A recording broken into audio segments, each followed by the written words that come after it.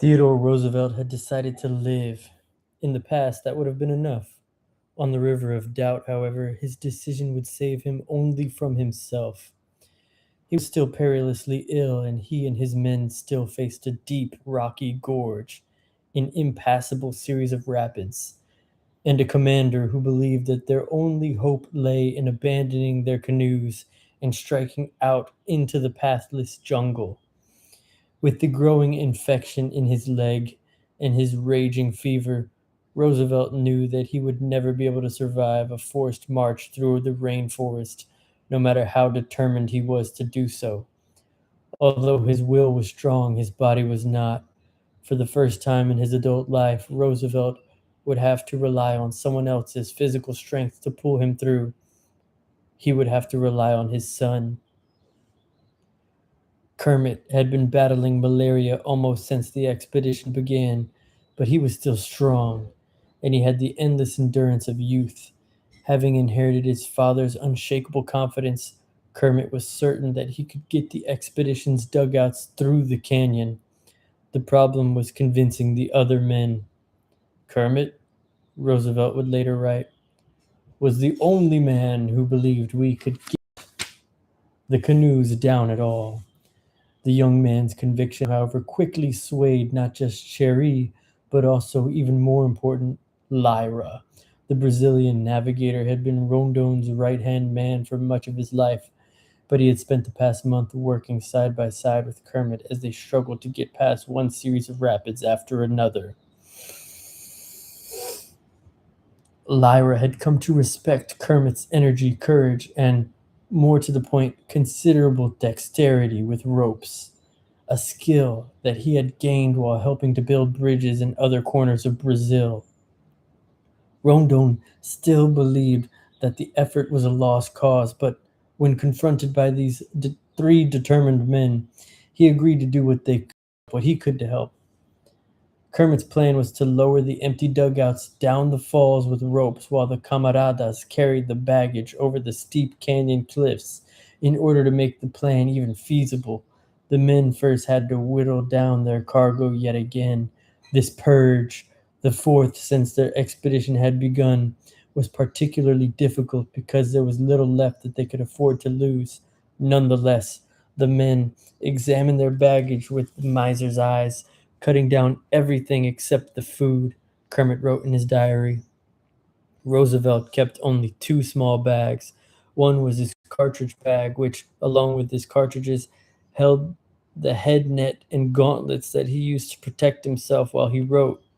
The other bag, a duffel, contained his cot, a blanket, and a mosquito net, as well as a meager set of personal items: a pair of pajamas, an extra pair of underwear, a pair of socks, 6 handkerchiefs, his wash kit, his pocket medicine case, some gun grease, adhesive plaster, a bottle of fly dope, needles and thread, his spare eyeglasses, his wallet, and a letter of credit, which would be essential to the expedition to reach Manaus.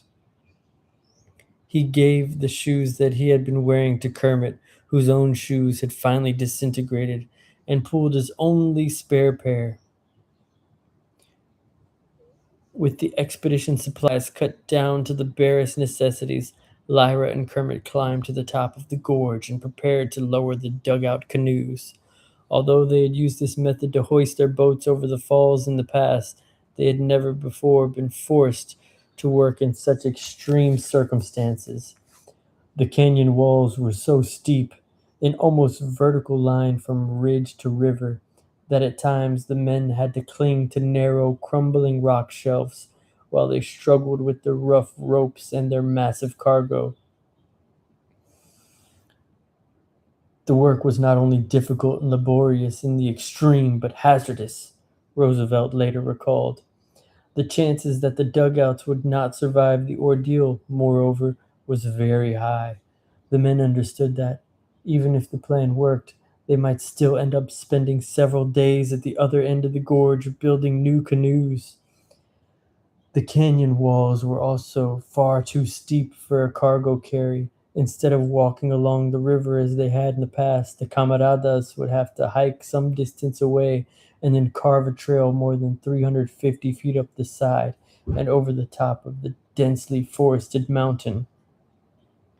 While Kermit and Lyra struggled with the canoes, Rondon and a team of camaradas began to scout out a path. At the summit, Rondon stopped and ordered his men to cut down a few trees so that he could have an unimpeded view of the horizon. What he and later Cherie saw from the mountaintop only made their situation seem even more hopeless than they already believed it to be. In the valley below, we could see the Rio Roosevelt rushing like an arrow of light straight toward the distant hills, there to disappear into the somber forest. Sherry wrote, "It was a beautiful view, but it filled everyone with dread. We had learned that wherever the river entered among the hills, it meant rapids and cataracts, and our strength and courage alike were almost exhausted. We again discussed the possibility of having to abandon our canoes, but dreaded to think what our fate should be if forced to do so. We took 4 days, but the expedition's men, baggage, and canoes finally emerged from the northern end of the canyon on April 1st. Although this extraordinary achievement had likely saved their lives, there were no celebrations in the camp that night. The men were too exhausted and sick, and they had not escaped from the canyon unscathed. On the third day of the portage, Kermit and Lyra, in spite of all they had done to protect their precious cargo, had watched helplessly as one of their dugouts had slipped from its rope and was smashed among the rocks on the river's bottom. To add to the men's unhappiness on their first night beyond the gorge, the heavens opened, and they were swept up in a rainstorm that was so punishing that even Rondon referred to it as tempestuous. It rained so hard that the canvas awnings that the men had rigged up collapsed under the weight of the water, and they feared that their remaining 5 canoes would be swamped. The storm even drove rain under the officer's tent, drenching Roosevelt as he lay on his cot, his fever raging. The men began the next day, April 2nd, more exhausted than they had ever been, following 4 days of a perilous portage and a terrible night's sleep. Although they looked forward to their return to the river, it brought with it little opportunity for rest. With only 5 canoes, everyone but Roosevelt and the paddlers had to walk. After less than 2 miles, moreover, the expedition reached yet another steep-sided canyon. Instead of getting out of the hills at once as we had hoped to do, Sherry despaired. We are deeper in among them. By that point, the men had been fighting rapids for a month straight since they had heard the river's first roar on March 2nd. During that month, they had made only 68 miles and descended nearly 500 feet. Worse than this portage, or even the last, was the probability that countless more awaited them downstream. No one can tell how many times the task will have to be repeated, or when it will end, or whether the food will hold out, Roosevelt wrote. Every hour of work in the rapids is fraught with the possibility of the gravest disaster, and yet it is imperatively necessary to attempt it.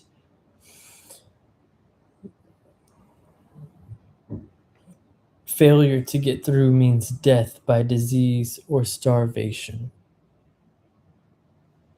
The brutal job of getting through and around the rapids had begun to destroy what remained not only of the camaradas' health, but also of their hope. Each new series of rapids reminded them of their drowned companion, Simplicio,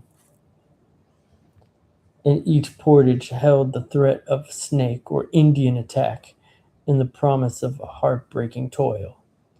So dejected were the camaradas that they began asking the officers if they really believed that they would ever get out of the jungle alive. The officers were as frightened and unsure as their men, but felt obliged to put on a brave face. We had to cheer them up as best we could, Roosevelt wrote. From the beginning of the expedition, Roosevelt had worried about the camaradas and done what he could to bolster their spirits in the weeks of trying hardships, when the fates seemed all against us. Despite the fever and dysentery that were sapping his strength, he never failed day after day to make inquiry about his camp companions, including the canoemen and camp helpers. Cherrie wrote of Roosevelt.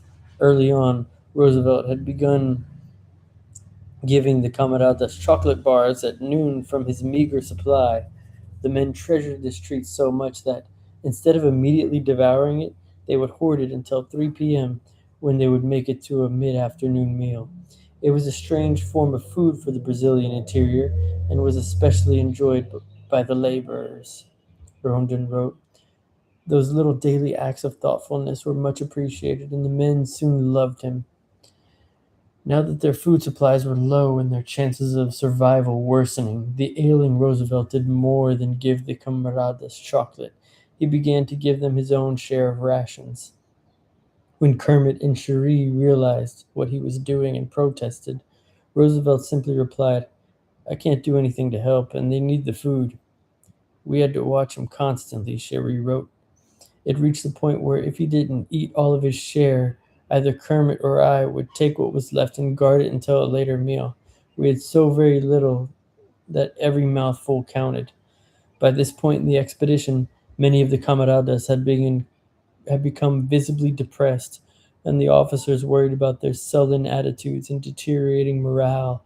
A sense of gloom pervaded the camp, Cherie wrote. On March 30th, Kermit had written in his diary that the men were very disheartened. Rondon insisted that they were still in good spirits, but even he had to admit that the rapids were causing considerable suffering to our men, and that, with very few exceptions, they had broken down. The officers knew that frightened and unhappy men were not only hard to motivate, but potentially dangerous. Outnumbering the officers by more than 2 to 1, and with no possibility of outside interference, the camaradas could easily wrest control of the expedition from their commanders.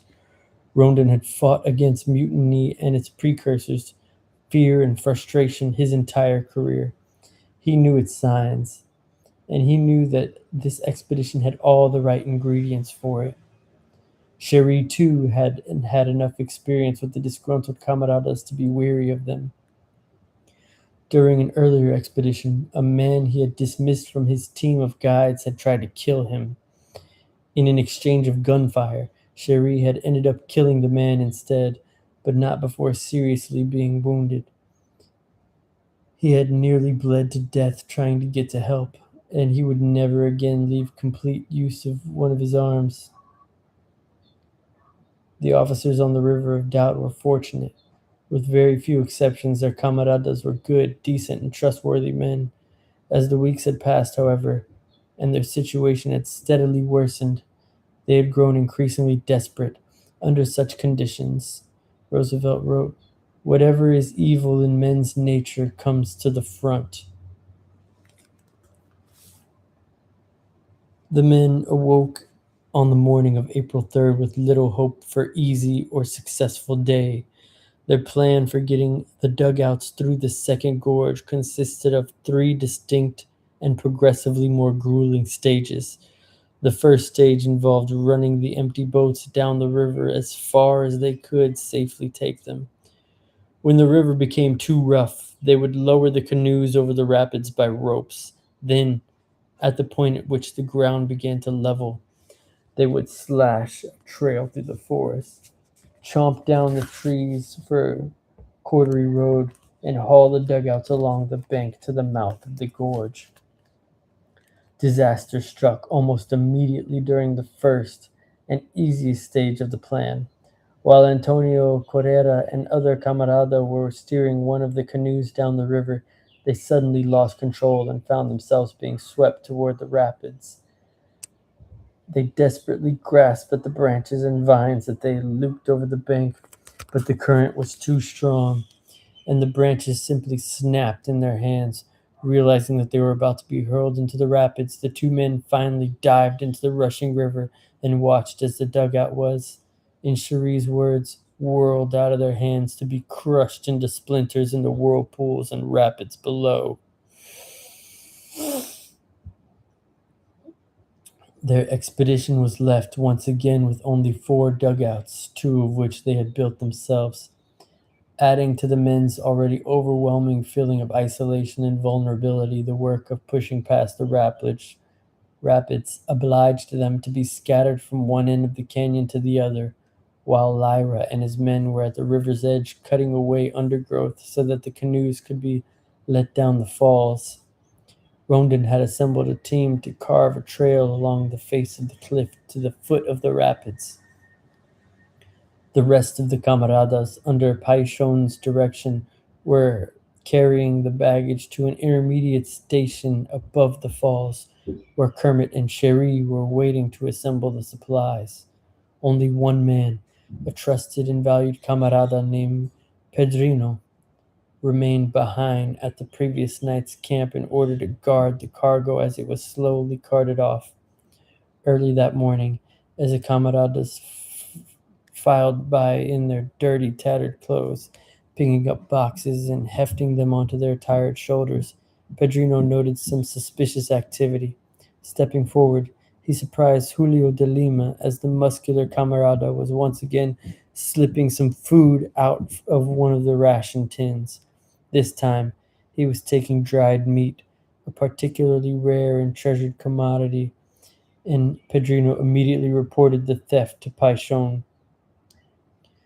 Paishon was enraged to hear that the camarada had been caught stealing food once again. As serious as the theft was, however, there were very few options for punishment beyond a harsh rebuke. They had too much work to do to sacrifice one of the expedition's healthiest men to any sort of imprisonment. Soon after the theft, Paishon and Julio returned to their places in the line of baggage carriers, and Pedrino resumed his duties as camp guard. It was not long before Julio raised Paishon's ire again. As the other men hauled their heavy loads up to the steep hillside, Paishon reprimanded Julio for not pulling his weight. At the intermediate station, Kermit and Cherie were waiting with the ailing Roosevelt, and all three men were attempting to distract themselves by reading. When Julio appeared, groaning under the weight of his load and muttering to himself as he shuffled forward, when he heard Julio approach, Cherie looked up and joked to Roosevelt and Kermit. One would know who that was by the groans. The two Roosevelts both gave a short laugh of acknowledgment and returned to their books. After Julio had set down his cargo, Cherie happened to look up and see the camarada walk over to the group of rifles, which were leaning against a tree, and pick up a carbine. The camaradas often carried rifles with them in case they saw game, so Cherie did not give much thought to Julio's actions, other than to remark to Kermit and Roosevelt that Julio must have seen a monkey or a bird near the trail. Only a few minutes after Julio had disappeared, the three Americans heard the unmistakable crack of the carbine going off. "I wonder what he shot at," Roosevelt said, rousing himself from his illness. He, Kermit, and Cherie began to speculate, hoping that, if Julio's shot had found its mark, whatever he hit would be fit for dinner. No sooner had they started savoring the prospect of a good meal, however, than they saw three camaradas running toward them up the trail. The men's voices reached them in a breathless panic. "Julio matou Paixão!" they shouted in Portuguese. "Julio has killed Paixão."